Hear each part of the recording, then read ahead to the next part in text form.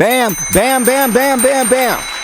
Here we are, back at it. Another week, another show. We wanted to do a little something that we haven't done before.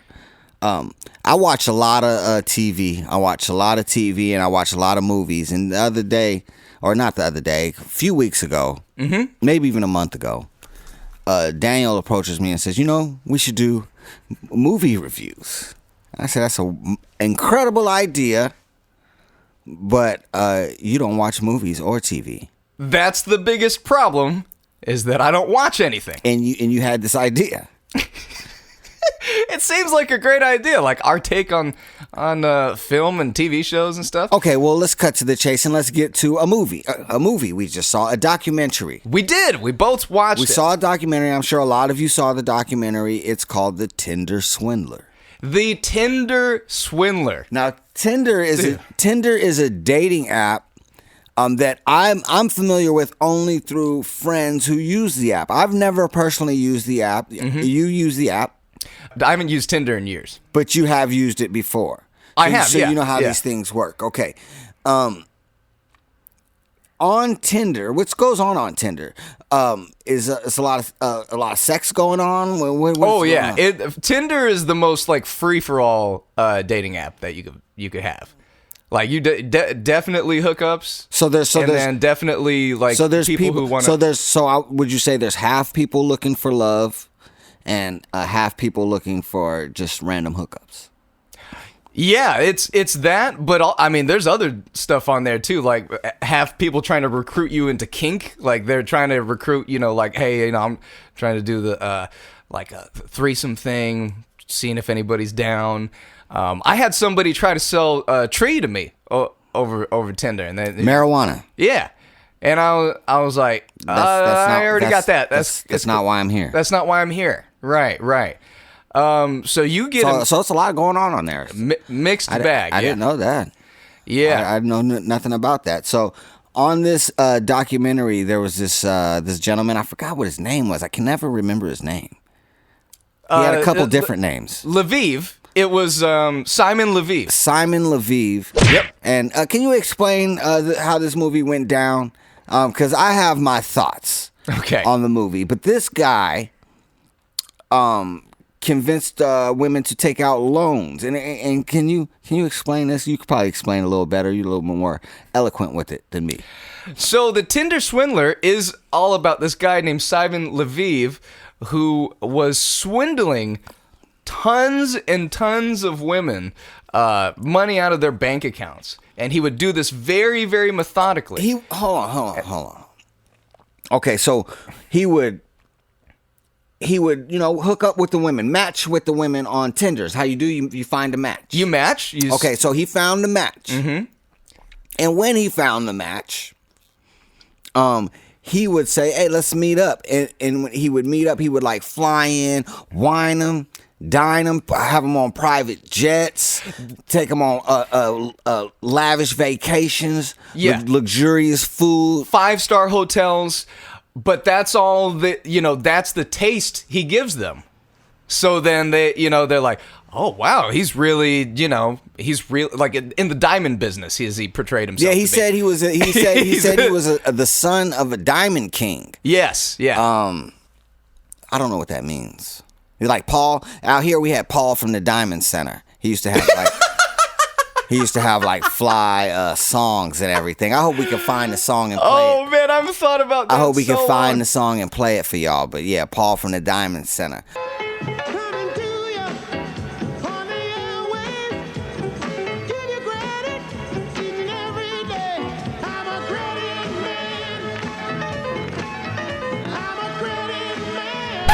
I don't know if he was like Paul from the Diamond Center, or like, anything like that, or Jacob the Jeweler, or any of these famous guys out here. Jacob the Jeweler is still doing his thing. Mm-hmm. And what's his name? Johnny Dang out there in Houston. Oh yeah. Still doing his thing. Yeah. Yeah, these are real Diamond Kings that I know of.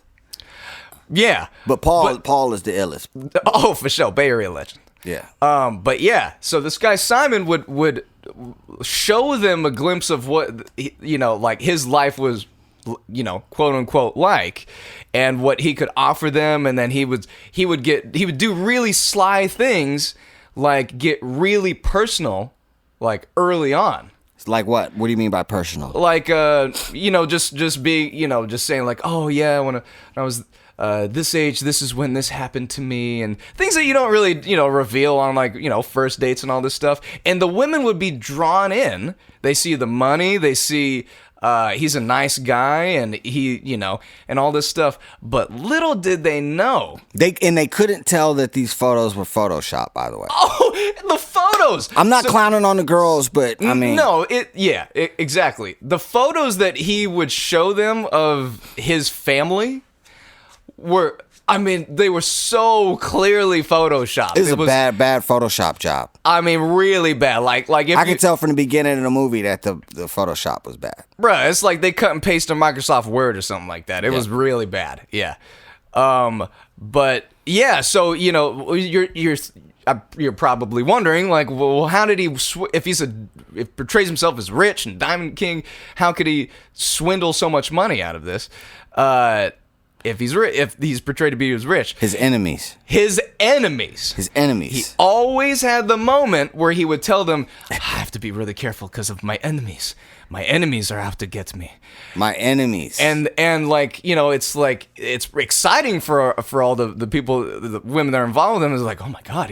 They're worried about him, right? Yeah. A man who has a lot of money. He didn't ever say his assets were seized or anything, did he? No.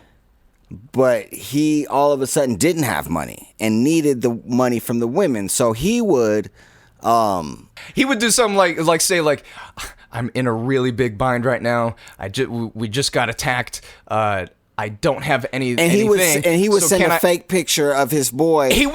Of his boy getting hit and all of this. He would send the same picture to all the girls. Sent the same picture to all the women. Yeah, and it was just like fake blood and all this stuff that he's, you know, and the bodyguard got attacked, blah, blah, blah. My enemies. So my enemies. So my thing is, like, anybody that I know, you know, women aren't stupid. I'm not saying that these girls are, but were they so hypnotized? That they not once said, hey, man, who are the enemies? Mm-hmm. Because you're just saying enemies. Yeah. Who are they? Is it Earl? Carl? Yeah. Is it Sven? Who is it? Sven from a rival diamond company? I don't know. Yeah, like, man. No details, just my enemies. Did Paul from the Diamond Center put the hit out? Like, what's going on? Who are the enemies? Who are the enemies? He think he Tupac. Yeah, bro. My enemies. What's up? Please believe me. And so, you know, he would just do this pity thing. It's like, oh, can you send me $30,000? And these women would remember the woman that took out a loan? Took out multiple loans. Multiple loans. And in their mind, they're thinking like, well, he's still a, you know, diamond prince or whatever. He can pay me back. He's just in a bind right now. And I'm in love. And, you know, and Simon Levine. Yeah.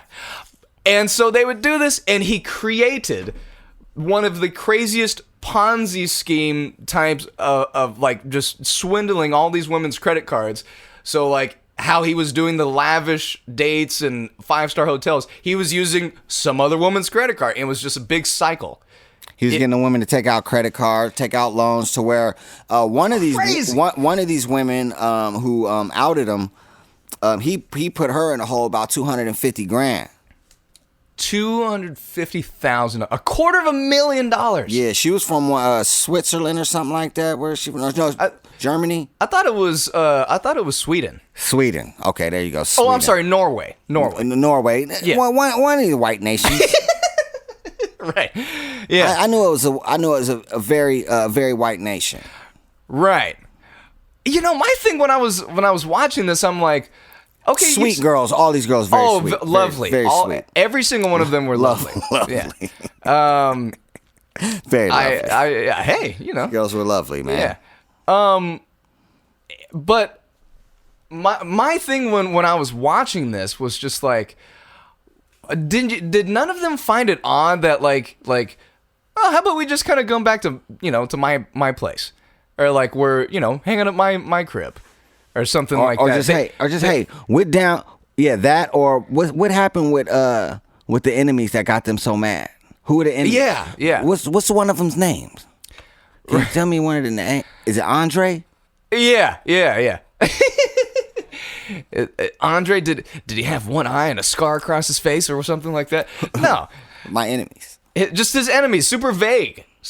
I mean, I might even start using that as an excuse to just like, I couldn't do this task today because of my enemies. My enemies. My enemies, man. No, but this guy was a sociopath. Because it sounded like he was like legit, and I could, you got to hear his voice on this. Oh yeah, on the voicemails acting wild. And he's just, oh, I'm so sorry, oh baby, I love you so much, and blah blah blah. You don't know what I do to you. And then the threats started coming in. Like when they were saying like, hey Simon, I haven't gotten any money. I'm like 50 grand in the hole now. And then after the threats, I love you, baby. I'm so sorry. Yeah, there was one who we'll finish with, Aileen. She was the last one. Where it was like she said when I wasn't giving him any money is when I got to see all of his personalities. And it just started like, please, can you just... That's the voicemails we're talking about. Yeah, and then the other one's like, I give you some, like, give me the money now, da-da-da-da-da. And he didn't even give him nothing. He was just stealing from other women. He was just stealing. The same way he was trying to steal from her. He was like, dude, he was like the Bernie Madoff of defrauding women from Tinder. Like, he's like the biggest Ponzi scheme villain I could think of. The Bernie Madoff of Tinder. It's crazy. I didn't know you. What a POS. What a POS, indeed. He's a piece of S. Yeah. He's a piece of poo emoji. I'm gonna take a quick break because I have to do something. What were you about to say? Oh, the how amazing was the justice that at the end with Aileen. That's what we're gonna talk about when we come back. Oh, okay, wait.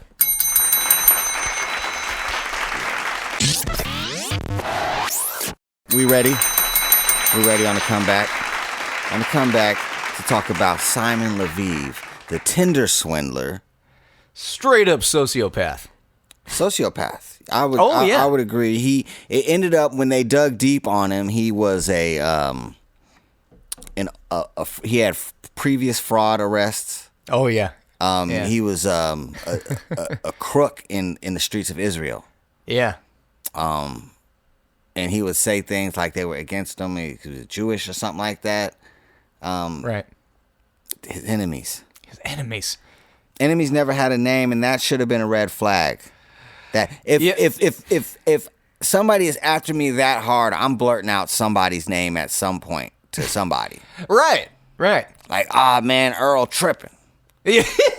He really crossed the line. Yeah. Oh man, Carl was out to get me because of this and that. Yeah. Carl. I told Grady that I was gonna have his diamonds when I had them, But none of that. DuPont and his cronies. Right. He never talked about DuPont. No. It was just my enemies, and that was so vague. And it never had any weight. That was never a question. Who are the enemies? Yeah. Who are these people? Where are they from? But see, the lavish lifestyle and treats that he showed them and gave them overlooked those, like, even questioning. I don't know. I ask a lot of questions. Yeah, I do too. That's what it's all about, right? Yeah. Curiosity. That's the key, right? You got to stay curious. And because they're in it for... And if somebody tell you they got enemies, I'm curious, man. Who are the enemies? What are they after? Yeah. They after you? What do they want with you? What's going on here? Mm-hmm. Yeah. But, it's crazy. I was just telling Ern about some of the crazy stories I've had from Tinder, but you never know who you're going to meet on there, really. Like, there's definitely sociopaths on there. Yeah. and he just I've never seen anything of this scale. Like, I mean, even when it ended, I mean, got the girls for millions, put them in debt. Millions. Put them in debt, hard debt, had them crying on Netflix. Lost everything. Yeah. Had them crying on Netflix. They got a little something from that Netflix, though. Oh, word. You know, they might be with the enemies. They are his enemies. Yeah. Yeah. But, man, the coup de grace, the icing on the cake, was Aileen's story. Where so Aileen was the last girl that he was able to swindle a little bit. Yeah, but you know, her thing was like she had seen all, because there was an article that was posted of several women, and they were, some of them were shown on this documentary, and she saw that, and she at first she was just like, oh, my boyfriend is on this trending article. Tinder Swindler. I met him on Tinder. Yeah, and she's like, the stories that matched up. She's like, well, what is this about? And starts reading, and you know, she's on this flight, on and her flight. Whole thing, and then she saw, like, those are all the pictures that he sent me. Yeah. And these are all the messages. He would copy and paste messages and stuff. Yep. Craziness. Yep. And then she responded like a swindler herself, right? Payback, basically. So she didn't, you know, she finally answered the phone and was like, oh, no, I don't believe that or whatever. And then knew he had just, his wardrobe was just, you know, Gucci, Louis V, everything, you know. Fortune. Givenchy, all of that, shoes, everything. So, like, a small fortune in clothing. And then she convinced him that, nah, we should sell the clothes and, you know. Yeah, because he couldn't get any dates. Because his face was out there on Tinder now. Yeah, so she was like, yeah, I'll send you the money or whatever. Mm-hmm. And then she, you know, she cashed in. She's still cashing in off the clothes. Yeah. And yeah. And he was going crazy. She had him out there living in hostels. Man, he was looking decrepit. He was looking just like a shell of a man, and sounding like a shell of a man. Yeah, he said, I'm the homeless king. Not the Diamond King, but the homeless king. That's right. The coldest part where they asked her, like, does he know that you did this? And she was like, he does now. That the documentary is out. Yeah. And remember when we saw like his Instagram post? He said, these are just my enemies, making my enemies. Talking about the Netflix special. Yeah, the enemies, dude. But man, you know, like, I mean, my review on what I saw is that, like, you really gotta ask certain questions upon people that you're interested in, and like be really, like you said, curious. Always curious, because man, you never know who somebody is on, like, you know, on the down low or underneath. Or like this dude, they didn't suspect anything until all their money was gone. Yeah, and it was a sad case, and I guess it was a lesson learned. So yeah, like we said, we're gonna end the show, but like we said, we're gonna stay curious, and in the words of the great philosopher Floyd Mayweather, protect yourself at all times.